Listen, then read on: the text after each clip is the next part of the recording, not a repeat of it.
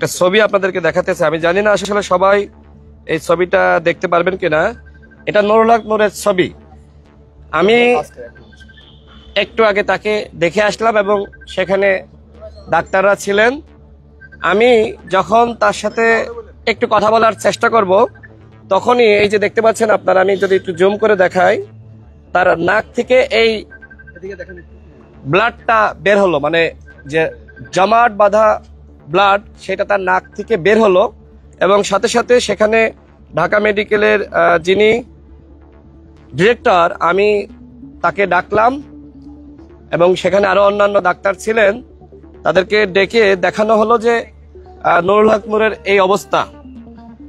এর পরক্ষণেই তারা অন্যান্য ডাক্তারদেরকে ডাকলেন এবং নুরুল হক নূরের আরো যে ধরনের চিকিৎসা প্রয়োজন সে বিষয়ে নির্দেশনা প্রদান করলেন। অর্থাৎ আমরা গতকাল গণমাধ্যমে লক্ষ্য করলাম, যেটি প্রচার করা হয়েছে, যে এই মুহূর্তে নুরুল হক নূর পুরোপুরি সুস্থ।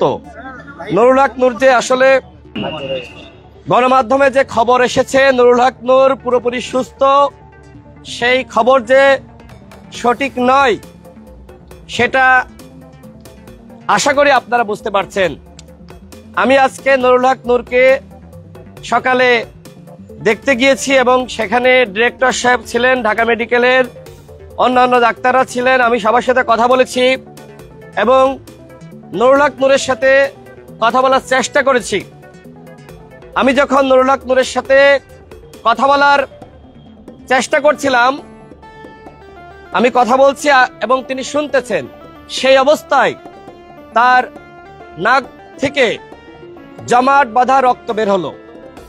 অর্থাৎ গণমাধ্যমে যে খবর প্রচারিত হয়েছে নুরুল হক নূর পরিপূর্ণ সুস্থ, সেই খবর আসলে সঠিক নয়।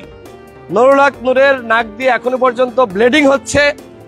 আজকে আমি নুরুল হক নূরের সাথে যখন কথা বলতে যাই, সেই অবস্থা আমি নিজে দেখেছি এবং সেটির ভিডিও ফুটেজ আমার কাছে রয়েছে।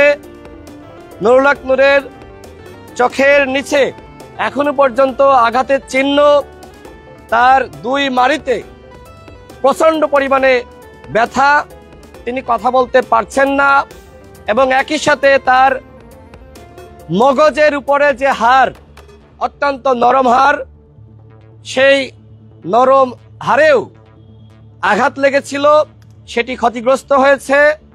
নুরুল হক নূর এখনো পর্যন্ত তিনি পরিপূর্ণভাবে সুস্থ হননি।